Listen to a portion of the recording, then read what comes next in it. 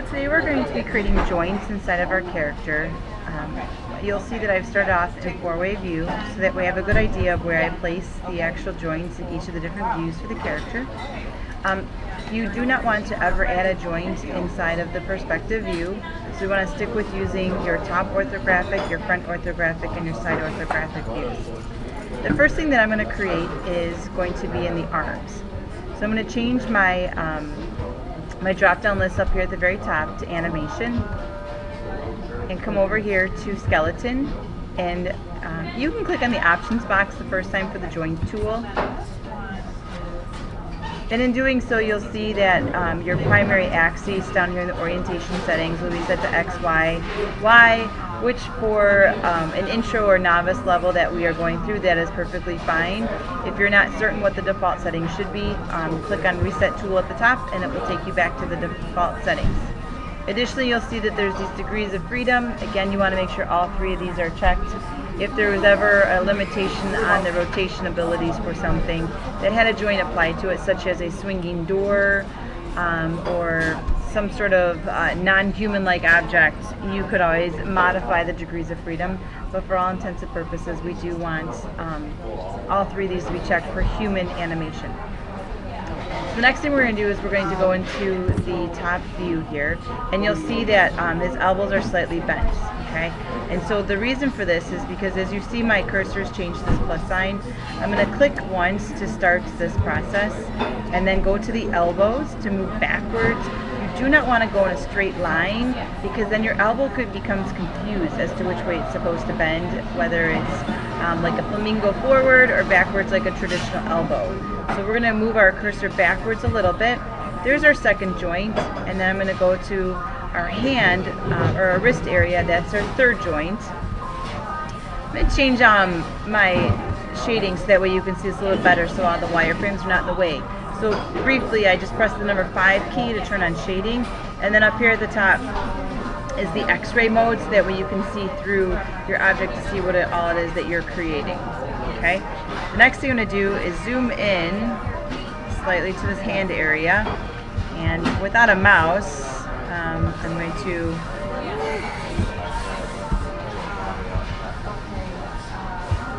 move over a little bit so that way I can see my wrists and my joints. Okay, so I basically have pressed the Enter key to terminate the joint tool by accident, which is no big deal. I'm going to reactivate my joint tool by clicking on skeleton, clicking on joint, and you'll see that all three of my joints are blue now. None of them are green. If it were green, like a green wireframe, it would let you know that that was the last or the currently selected joint. I'm going to click once right here in the crosshair section of this joint to activate it. I'm not going to double click. If I double click, it's going to create two joints. I only want one joint to be in this location. And keeping things kind of basic, I'm going to click once at the top of his knuckle and then click once at his pinky. Okay. Now again, if I were to drag and click up here to start back at the wrist, I'm going to get a joint going from the tip of his finger up to the wrist. That's not what I'm looking for. So I have two choices. Again, I can press the Enter key, and that will terminate the tool. And when I go to back to the skeleton menu to click on the joint tool again, all things will turn off, nothing will be selected, and I will highlight the wrist once again. This will highlight letting me know that I'm about to create a joint based off of the wrist location, and then I'll go to the next finger. Okay, so as I said, there's two different ways of doing this. Pressing the Enter key was one way. If we press the up arrow key 2 times, it will take us back to the wrist area, and I'll press the key twice. And you see pressing the up arrow key on your keyboard 2 times will take us back to the wrist. And as long as you see that it's highlighted green, that lets you know what the parent joint is of the joint you're about to create. So once again, I'm going to press the up arrow key twice, and then click once at the top of the thumb, and then click once at the base. Now you'll see that part of these joints are kind of hanging out on the outside of the fingers. It's the crosshair location that we care about. So as long as the crosshairs are inside of the skin, that is basically the tangible or touchable part of the joint. I'm going to terminate the tool to wrap things up. So I'll press that Enter key right there. So to go and see what things look like, I'm going to pop out of my top view and look at this from the front and the side view. Okay, so we're going to pop into the front view And once again, I'm going to turn on X-ray. This is the X-ray view here, and we'll turn on X-ray joints. So go to the shading and turn on X-ray joints. Okay, so they're both turned on, and you'll see that there's no joints showing up here.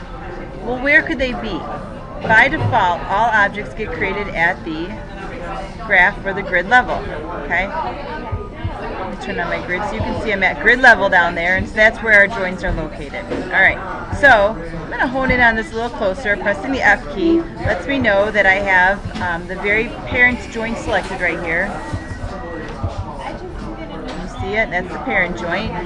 So if I were to select the second joint, you would see that any movement to the second joint that will take place will leave the parent joint there, but all secondary joints will move thereafter. So I'm going to undo that. I'm going to go back to the parent joint, select it, drag it all the way up to the top.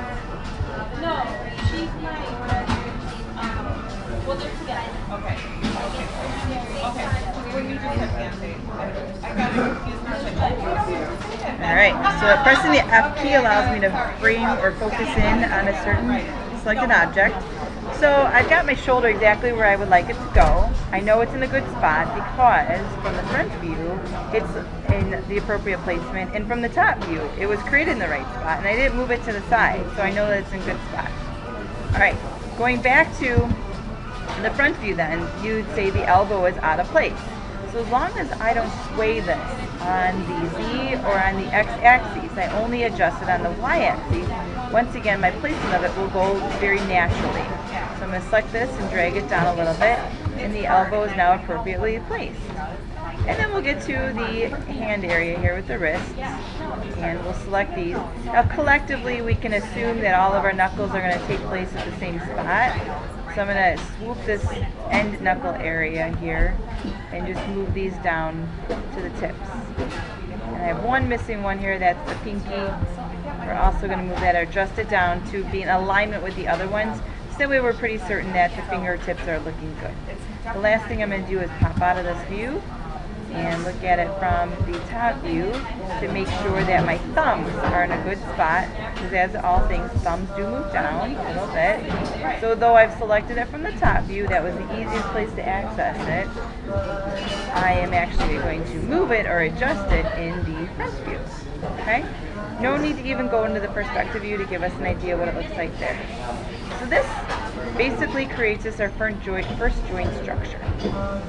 Alright, let's go back to our outliner now. So I'm going to switch directions into our outliner view, and you'll see that it says joint 1, joint 2, and if I keep pressing all these plus signs, it will show me the chain of joints. However, if I hold on the shift key while pressing the plus sign, it expands all of them for me all at one time. Okay? So this is a good time for me to double click on joint 1 and say this is my character's left shoulder. So I'm going to do a L, capital L, underscore, and call it shoulder. Okay, and then I'm going to go to joint 2, which we know is his elbow, so I'm going to do L underscore elbow. The next one will be the wrist. Alright, we'll do the pinky, so L underscore pinky, and then we'll do L underscore, and we'll do underscore base, or end to end. So this lets me know that I've got one joint or at the knuckle area at the very top, and then I have one more joint at the end of the finger. I would repeat this process for the remaining fingers down to the thumb.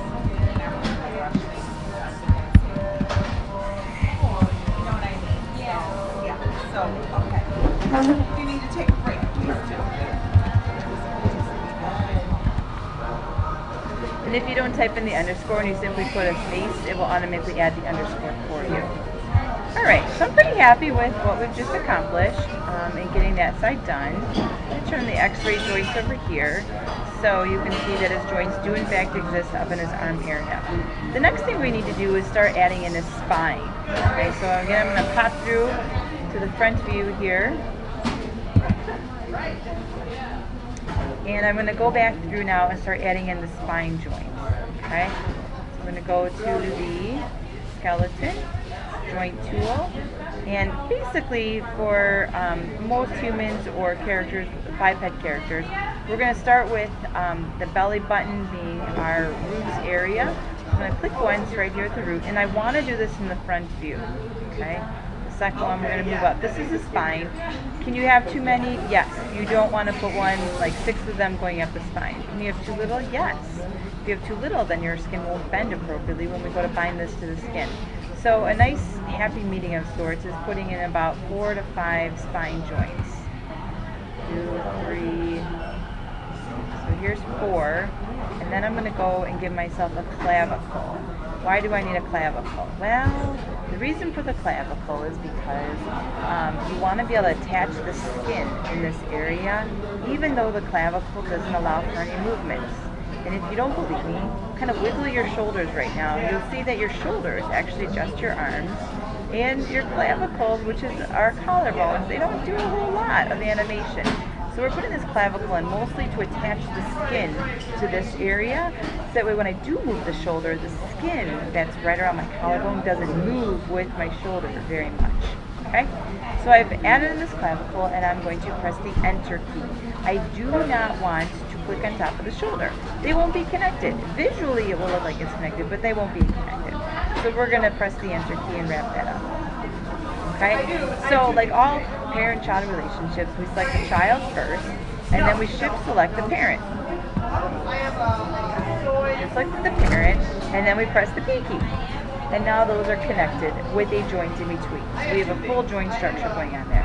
I'm going to go back here and rename some of these joints. I'm going to flip over to my outline review. And once again, if I press the Shift key, it'll expand all our joints for me. Now you'll notice that when I did that, joint 12, which technically should be our first joint, is called joint 12, and all those other ones that we've renamed have become children to that parent joint, which is logical because we just did the parent-child relationship. So I'm going to double click on joint 12, and we're going to call this a spine 1. Here's spine 2.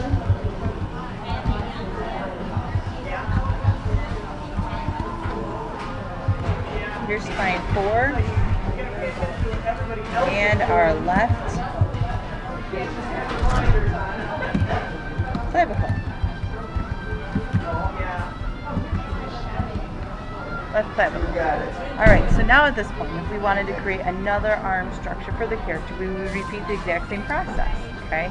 However, instead of recreating those joints on the other side, I'm simply going to mirror over what I created on the left and put it onto the right. Alright, so how do I go about doing this? Well, you have to determine where exactly is going to be the best place of mirroring, knowing that whatever you select will create a duplicate. So some would say, let's do it at the spine level. But again, repeat the words. It will duplicate whatever it is that you have selected. So if I mirror it from the spine 4, then I'm going to have 2 spine 4s. Not ideal. So then the next one up, the clavicle. If I mirror it from the clavicle, I'm going to have a clavicle on the other side. Ideal. This is what we want. If I do it from the shoulder, I'm going to go from my spine 4 all the way to the shoulder, and I won't have a clavicle, which is not ideal. We want that clavicle there. So again, I'm going to select this from the clavicle on the left side. We're going to go, again, your drop-down list has been set to animation. We're going to go down to the skeleton menu, and we're going to click on the options box next to mirror joint. Alright, so how do we figure out where to mirror it over? If you, again, look in the lower left side, you'll see that we exist in the positive X, and the axis that we need to cross over is this YZ. So we're crossing over the YZ. That's the best way to kind of guesstimate or figure out where exactly we're mirroring this over to, because I suppose you could mirror it 90 degrees to the left, 90 degrees up, etc., etc. So we want to go 180 degrees over the YZ axis. We're going to search for capital L underscore, because that's how we named all of our left-sided body joints, and we're going to replace it with a capital R underscore. Don't forget the underscore, otherwise the R will concatenate with the names of the actual joints themselves. Alright, and we're just going to press the mirror button, and bada bing bada boom, we're all done. So that is how you go about creating joints throughout the character from both arms. Okay. To follow up with this, we would need to continue to adding joints going up into the neck and into the head area. So we'll do so briefly here. I'm going to pop back into my 4-way view and going to move down my side view so I have a good idea where exactly I'm dropping these objects.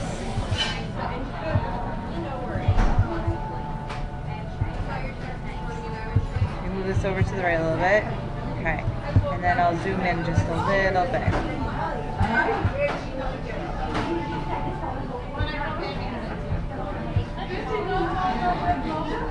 Alright, so in this case, because I already have a joint structure there, I'm actually going to not do a parent-child and do this later. I'm actually going to connect it to existing ones. So I'm going to go up to the skeleton menu, click on the joint tool, and I'm going to activate the spine number 4. So now that it's activated, don't worry, all of the other joints will highlight because they are basically in parallel to the joint that I've selected. So I'm going to come up a little bit into his like Adam's apple jugular area. Okay. Now you're starting to see some of it show up over here on the right side. Let's go to X-ray joints. It's real close to his neck. Not a big deal. As we go through, we're just going to leave them where they are, and we can always make adjustments later. So I'm going to continue to add in another one right around this jaw line, in through the head. And lastly, I'm going to come up here to the top, and I'm going to do it over the other side because it really makes no difference which direction you do it in. You just don't want to do it in perspective view. Press the Enter key. Alright, so now the fine adjustment. Do not rotate the joints. Do not rotate the joints. So in the textbook they talk about rotating, which if you do, it's fine, but there's a little side note on the side that says you must freeze transform your joints so that way it zeroes out all rotations. It's an extra step. In my opinion, just simply move the joints where you need them to be instead of rotating them, and then there's no need for that extra step in there, because if you forget it, you won't be able to bind your objects appropriately. Okay? I'm going to move this one backwards a little bit. Again, the major reason for changing the locations of these and placing them here is so that way the skin, when we bind it to his head, it actually has a place to attach itself to, because all vertices need to be attached to a joint. Alright, so that is how you go about creating the final structure for the character's arms, spine, and head. Likewise, you would continue the same process in going through the pelvis. You would create out the left side or the right side of your character, mirror it across the appropriate axes, and then you would see that all body parts would have all of your joints. I hope you enjoyed this video and it was helpful in creating joints. Once again, you want to make sure that before you submit anything, you want to go through and rename any new added joints. So this leads us up to joint number, not this. Here's where the clavicle is at. I'm going to shift click. This is his right side. Everything is already renamed exactly as I renamed it above. So I didn't do the index finger, the middle finger, etc. So you would have to want to make sure you name those first before you mirrored it over. And then here's the new set of joints that we just created, going into the neck and into the head and into the spine. So I'd want to go through and rename these. Again, I hope this video was helpful in creating joints.